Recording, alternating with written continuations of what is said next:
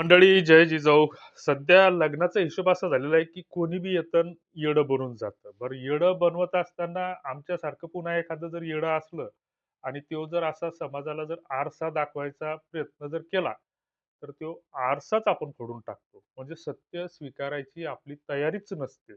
आणि मग बोंबलत फिरायचं बाजारात, मनगटाला तेल लावायचं, लग्न जुळत नाही, लग्न जुळत नाही, पोरीचे भाव पाळले, पोरीला हे पाहिजे, पोरीला ते पाहिजे, पोरीला अमकं पाहिजे आणि लग्न जुळत नाही. पण आपण काय पापं करतो, आपण काय चुका करतो, ह्या गोष्टी आपण कधी मान्य करत नाही आणि स्वीकारत नाही. वळतो उठतो आणि अपेक्षा ठेवतो फक्त दुसऱ्याकडून.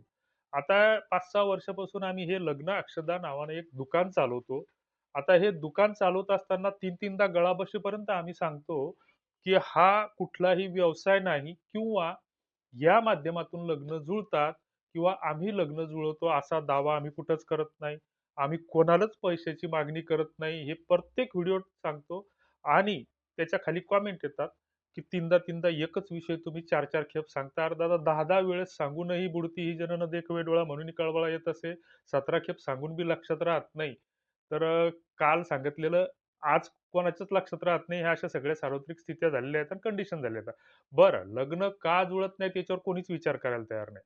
बरं, जुळत नाहीत तर जुळत नाहीत, मग त्याच्यावर काही उपाय असू शकतात का? तर त्याच्यावरही कोणी विचार करायला तयार नाही. फक्त एकमेकावर आरोप करायचे. त्या WhatsAppचे काही ग्रुप केले आम्ही म्हणलं जिल्हानिहाय ग्रुप करू. 700-800 लग्न जुळली तर ती काही वेगळ्या पद्धतीने जुळली.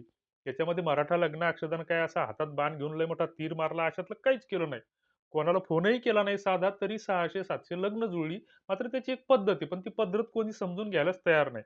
पण आमचे त्या चॅनलवर जे काही 40-45 हजार फॉलोवर येतं, तर त्या फॉलोअरसाठी आम्ही 7-8 व्हिडिओ असे बनवलेले आहेत, की अनाथ आश्रमातील मुलीच्या नावानं फसवणूक कशी होते, हा एक व्हिडिओ बनवला वर्षभरापूर्वी आणि 3-4 महिन्याच्या नंतर बघितलं तर त्याला 150-200 लोकांनी बघितलं मोठ्या मुश्किलनं. बरं बघितलं तर असंही आपल्या कंडिशन अशा आहेत, की आपल्याला रात्रभर चॅटिंग करायला, डेटिंग करायला, Instagramवर रिकाम्या गोष्टी करायला आपल्याला वेळ आहे. उघड्या मांड्या, पगड्या मांड्या काहीही पाहायला वेळ आहे आपल्याकडं. पण एखादा मजकूर जर कोणी सांगत असेल, की बुवा हे फायद्याचं आहे किंवा फसवणुकीपासून सावध करणारा, तर त्याला तिथंच स्किप करतात आणि सोडून देतात. आणि मग तो व्हिडिओ टाकल्याच्या नंतर 1-1.5 महिन्याच्या नंतर आम्ही पाहिलं 2-3 महिन्याच्या नंतर, की याला कोणीच बघितलं नाही. मग त्याचं फक्त थंबनेल बदललं, थोडं आकर्षक केलं पॅकिंगसारखं आपलं कुरकुरेच्या पाकिटासारखं आणि अनाथ आश्रमातील नोंदणी प्रक्रिया कशी असते? आतला मसाला तोच. ते सडलेले 6 महिन्याच्या आधीचे चिप्स त्या पाकिटात भरलेले आणि वरून फक्त टायटल आणि ते बदललं, की त्याला जवळपास आता 1 मिलियनच्या जवळपास आता या वर्षभरामध्ये व्ह्यू आल्या. पण त्याचा परिणाम असा झाला, की त्या व्हिडिओचा फक्त इंट्रो पाहिला, की अनाथ आश्रमातील मुलीसोबत लग्न करण्याची प्रक्रिया नेमकी कशी असते आणि त्याच्यासाठी काय केलं पाहिजे? याच्यामध्ये फक्त आम्ही जो काही भापट पसारा सांगितला किंवा जे काही 10-15 अध्याय त्या पोथीचे वाचले, तर त्याच्यात फक्त एवढंच सांगितलं, की सगळ्याचं सार जे एक आहे, की ते जो शेवटाचा जो पोथीचा कळसाचा अध्याय असते, तर त्या कळसाच्या अध्यायाप्रमाणे त्याच्यामध्ये एवढंच सांगितलं, की "दादाहो, तुम्ही जर अनाथ आश्रमातील मुलीसोबत लग्नाचा विचार करत असाल, तर तुमचं अभिनंदन. चांगला विचार आहे तुमच्या मनात. पण जर तुम्हाला लग्नाच्या बाजारात पोरगी भेटत नाही, म्हणून स्वार्थी भावनेनं जर तो विचार करत असाल, तर तुमच्यासारखा कृतघ्न कोणी नाही.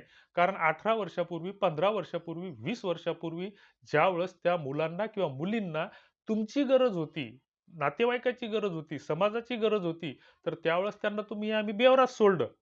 आणि बेवारस सोडल्याच्या नंतर आता लग्नासाठी पोरी भेटत नाहीत म्हणून आपण त्याला स्वीकारायला आलो. म्हणजे आपल्यासारखे स्वार्थी आणि मतलबी कोणी नाही. हा एक पहिला विषय. पण दुसरीकडे असं, की काही लोकांचे सज्जनांचे फोन येतात, की तुमच्याकडे अनाथ मुली आहेत का? मग आम्ही जर म्हटलं, "हो, 3 मुली आहेत आमच्याकडं. एक 1.5 वर्षाची आहे, एक 3.5 वर्षाची आहे आणि एक 6 वर्षाची आहे. तुम्हाला कोणती पाहिजे दत्तक घ्यायला?" तर तो बरं तर बरं शिव्याही देतो घाण-घाण. त्याच्या रेकॉर्डिंग व्हायरल करणं आम्हाला ते योग्य वाटत नाही किंवा सामाजिक सभ्यतेच्या हिशोबानं ते व्यवस्थितही नाही. पण हे असे शिव्याही घालतात. असेही महाभाग आहेत. बरं दुसरा एक विषय, की पोरीला बंगला पाहिजे, फ्लॅट पाहिजे, वावर पाहिजे. मग बापाच्या इथं झोपडं आहे, मग तिला फ्लॅट कशाला पाहिजे? हां, त्या फ्लॅटमध्ये काय तिला काय म्हणजे काय दुसरं रात्रंदिवस काय नाचगाणीच करायचे का? हे असे विषय काढतात आलताड-फालताड, की ते हे विसरून जातात, की आपल्या घरात आई-बहीण कोणीच नाही. म्हणजे आपल्या घरात जर मुलगी असली, तर आपण अशी कोणाची बी हवाला करतो का आम्ही 17 खेप सांगतो, की "अरे बापे हो, लग्न हे आपल्या ओळखीत, नात्या-गोत्यात, माम्या-मावश्यात, काक्यात, मित्रात, सोबत्यात ही लोकं एकमेकांना स्थळं सुचवत असतात." मात्र तो जो स्थळं सुचवणारा मध्यस्थ होता, तर त्याचा गळा कचकाटून दाबला आणि त्याला मारून टाकलं आणि त्याची माती करून आपण मोकळे झालो, की त्या मध्यस्थाला कोणी हागणदारीत बी त्याचं नाव घेत नाही. चांगलं काम करणारं नावच घेत नाही. आपल्याकडे प्रथाच पडलेली आहे ती. की जिल्हा परिषदच्या शाळा गावात फुकट शिकवतात, पण मास्तर लोकांना फुकटचे पगार आहेत म्हणून बोंबलत सुटायचं आणि त्या शाळा भोवताल हागणदारी करून ठेवायची. मंदिरं, कळसं, कलश समारंभ, सप्ताह, वर्गण्या जमा करायच्या 11,000. अरे त्या सप्त्याच्या जागी वधूवर परिचय मेळावे ठेवा ना, 10-15 जणांचे लग्न जुळतील ना. ते बुलढाण्याला एक आहे मानस फाउंडेशन. पहिल्या वर्षी 4च लोकं आले. गरिबीतले माणसं आहेत आमच्यासारखेच पत्र्याच्या घरात राहणारे. पहिल्या वर्षी 4 जोडपे आले. एकाचंही जुळलं नाही. फुकट 10,000-15,000 रुपये खर्च झाले. हिंमत हारली नाही. दुसऱ्या वर्षी पुन्हा सुरुवात केली. चांगल्या लोकांनी मदत केली. चांगल्या कामासाठी अनेकदा ते समोर येतात. पण 90% लोकं इतके पिसाळले आणि भैताड झाले, पोरी भेटत नाही ना, आपण स्वतः काहीच करायचं नाही. बरं आता आमच्या ग्रुपवर जर बघितलं, WhatsAppच्या ग्रुपला 900, 950 मेंबर आहेत. असे 4-5 ग्रुप आहेत. त्याच्यातल्या जर एखाद्याला म्हटलं, की आता एखादा जर बायोडाटा हुकून-चुकून मी टाकला, खाली टिप टाकली, की अमक्या-अमक्या ग्रुपकडून प्राप्त झालेला हा बायोडाटा. त्याच्या खाली तो भैताडबेलनं शिकेल, कॉप्या करून पास होईल हे बी पाहत नाही. खाली लगेच विचारते, अपेक्षा काय? नाशिक चालेल का? सातारा चालेल का? गडचिरोली चालेल का? चंद्रपूर चालेल का? हे जमल का? आणि ते जमल का? अरे बाप रे! तुझ्या घरातले पोरगी असते तर अशी उत्तर देतो का आपण असे कोणाला बी? हे जरासं विचार करायचा प्रयत्न करा. जरासं डोकं दिलं तर ते डोकं चालवायचा प्रयत्न करा. लग्न जुळतात, हमखास जुळतात. एक छोटंसं उदाहरण जाता-जाता सांगतो. नगर जिल्ह्यातल्या एका मास्तरचा लॉकडाऊनमध्ये आम्हाला फोन आला. "गुरुजी म्हणे तुमचा व्हिडिओ पाहिला. आम्हाला चांगले वाटले तुमचे विचार. मोडके-तोडके का असेना, पण तुमच्यासोबत आम्हाला जॉइन करायचं. काय करावं लागेल?" तर मी म्हटलं, "बा जॉइन करायचं असेल तुमच्याकडे कोण आहे लग्नाचं?" तर तो म्हणे, "माझ्याकडे कोणीच नाही लग्नाचं. मी शाळेवरचा मास्तर आहे. जिल्हा परिषद शाळेवर आहे. माझा एक मुलगा 3 वर्षाचा आहे आणि मुलगी 4.5-5 वर्षाची आहे आणि लग्नाचं कोणीच नाही. पण तुमची ती तळमळ ऐकून आम्हाला वाटते, की आपणही बी समाजासाठी काहीतरी केलं पाहिजे." म्हणलं, "काय करू शकतो आपण? दुसरं तर काही करू शकत नाही. कोणाचे लग्न तर काही जुळू शकत नाही." कारण एखाद्याचं आता बऱ्याच जणांचे फोन येतात, की "आम्हाला एखादी गरीब घरची पोरगी सुचवा." आणि आमचा पोरगा चांगला आहे गुणी. मग गुणी आहे तर बाकीचे महाराष्ट्रातले काय सगळे अवगुणी आहेत का?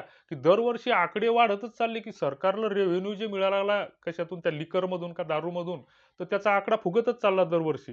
आमच्या रिसोडा तालुक्याच्या ठिकाणी जर एखाद्या वेळेस गेलं तर 36 बार येतं नोंदणीकृत आणि अवैध हॉटेलला तर सरकारच्या कृपेने किती चालू आहे त्याचा मेळच नाही.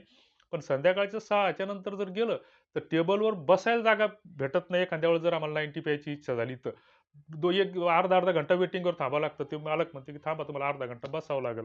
ह्या अशा कंडिशन झालेल्या आहेत. बरं इकून-तिकून लग्न जुळले तर 6 महिन्यात भानगडी पडायला लागल्या. मग खराब कोण आहे नेमके पोरं खराब आहेत का पोरी खराब आहेत? याचा विचारच करत नाही कोणी. बरं सगळे असं पाहावं तर मंदिरानं गर्दी मावत नाही. नवरात्रात पाहावं तर ते साड्या-गिड्या नेसून बम त्याच्यात गर्दा. इकडे कावड मंडळ रस्त्यावर मावत नाहीत. दिंड्या पालख्या रस्त्यावर मावत नाहीत. मग आता ही धार्मिकता एवढी वाढायला लागली, तर मग धार्मिक मूल्य कुठं गेली? नैतिक मूल्य कुठं गेली? सामाजिक सभ्यता, मर्यादा ह्या गोष्टी कुठं हरपल्या? याचा कोणी विचारच करत नाही. बरं नाही करत तर नाही करत. आता गरीब समजा घरची मुलगी. एखाद्या आता गरीब घरच्या माझ्याकडे मुलीचा समजा बायोडाटा एक आमच्याकडे आला आणि समजा ती मुलगी आहे समजा अमरावती जिल्ह्यातली आणि एखादा पोरगा आहे बीड जिल्ह्यातला आणि मी त्या पोरीचा बायोडाटा त्यांच्याकडे फॉरवर्ड केला. दोघांच्या मधात मी बोलणी केली. मग काहीच नाही काम. मी सज्जन माणूस समजा. वास्तविक दुर्जन जरी असलो तरी सज्जन म्हणतो एवढ्यापुरतं आणि सज्जन माणूस म्हणून मी त्या दोघांची ओळख केली. बोलले, "काय करून टाका तुमचं आपसात जुळलं तर जुळलं." मग जुळलं आणि संध्याकाळी ती पोरगी दागिने घेऊन पळून गेली. मग त्यो त्यो बीडचा बहादर तर फुकट नाव टाकलं ना, की "अरे ह्योच होता मधातला दलात." कारण याच्या आधी आपण असं केलेलं आहे ना, की नात्या-गोत्यात आपण पोरगी मामाच्या गावची पोरगी अमक्या-टमक्या गावात दिली आणि ती दिल्याच्या नंतर 4 वर्षानं जावई बापू बिघडले, दारू प्यायला शिकले. यानं मधात्र्यानंच केलं, यानंच बारबाप्यानं केलं, यानंच काळतोंड्यानं केलं. पोरगी एखादी चांगली गुण दाखवायला लागली, ताता-थैया करायला लागली, की यानं मधात्र्यानंच केलं. आणि राजकारणात, लग्नात जर तुम्ही ते माईक हातात घेऊन बोंबलता संस्कार, संस्कार. कोणत्या अंगाने संस्कार आहे हो तुमचा लग्नाचा? कुठला संस्कार ठेवला तुम्ही? हं? हळदीचे धिंगाणे वाहिले, मेहंदीचे वाहिले, परण्याचे वाहिले. अरे तोंडात तोंड पण घालायला लागले ना तुम्ही. आपली महाराष्ट्राची एक सामाजिक सभ्यता आहे. आणखीनही गावखेड्यातल्या आमच्या बाया, शेतकऱ्यांच्या बायका डोक्यावरचा पदरही ढळू देत नाहीत हां. आणि तिथं तुम्ही बरमुडावरून टरमुडावर धिंगाणे घालायला लागले. जे पेरायला आले पाश्चात्य संस्कृतीचं त्याचं तेच उगवणार आहे ना. दुसरं काही चांगलं थोडी उगवणार आहे. अजून बी लग्न जुळायसाठी हिंमत सोडू नका. चांगला सकारात्मक विचार करा. स्वतःचे WhatsAppचे ग्रुप तयार करा. दुसरी सगळ्यात महत्त्वाची गोष्ट अनाथ आश्रम, गरीब घरच्या पोरी, विवाह संस्था हे डोक्यातून पहिल्यांदा काढून टाका. त्याला स्मशानात वाटी लावा. त्याचं तेरसं गोड जेवण करून टाका आणि लग्न जुळण्याची जी काही पारंपरिक पद्धत आहे, WhatsApp असेल, ओळखीच्या लोकांचा ग्रुप तयार करा. एखादी ओळखीची विवाह संस्था असेल, आपल्या आजूबाजूची जशी आता मराठा मंडळ, सोनारा मंडळ हे मंडळं असतात. काही-काही चांगले सज्जन लोकं चालवतात. तर तशा लोकांच्या संपर्कात जा. तिथं मामे, मावशे, काके सगळे नातेगोते जिवंत करा. गोड-गोड बोलायला शिका. हे भांडणं-तंडणं सोडून द्या. हे देवधर्म केल्यापेक्षा पहिल्यांदा पाप कशात आहे आणि पुण्य कशात आहे हे ओळखायला लागा. मनातला अहंकार काढून टाका. अष्टांग योग साधना करा. शवासन करा. अजून हे काय करता येईल ते करा. मन निर्विकार करा आणि चांगलं वागायचा प्रयत्न करा. मी जरी पत्रकार असलो, तर मी जर कोणाला ब्लॅकमेलिंग करत नसलो, तर माझा हेतू उद्देश प्रामाणिक असला पाहिजे. आणि हे करत असताना आपोआप लग्न जुळतात. हा आमचा अनुभव आहे, की पत्र्याच्या घरात राहणाऱ्याचे आणि झोपड्याच्या घरात राहणाऱ्याचे पण लग्न जुळलेले आहेत. पण आपल्याला त्या गोष्टी करायच्या नाही. स्वतः काहीच करायचं नाही. तुमच्याकडे पोरी आहेत का? बायोडाटे टाका. काही-काही भैताड बेलने तर हा ग्रुप भंगार आहे. याच्यावर पोरीचे बायोडाटेच येत नाही. त्या फॅक्टऱ्या असतात का पोरीच्या बायोडाटाच्या? काहीतरी जरासं समजून घ्या. वास्तविकता, सत्यता समजून घ्या. की अशी लग्न जुळत नसतात. WhatsApp ग्रुपच्या निव्वळ तुम्ही बाजार करून टाकलेला आहे. Facebookला जा, वधूवर टाईप करा.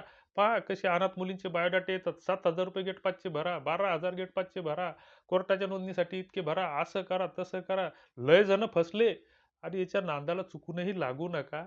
बाकी पटत असेल तर लाईक करा, सबस्क्राईब करा. नसेल पटत डिसलाईक करा. खाली एखादी घाणेरडी शिवी द्या कमेंट बॉक्समध्ये. आमचं काही म्हणणं नाही. जय जिजाऊ.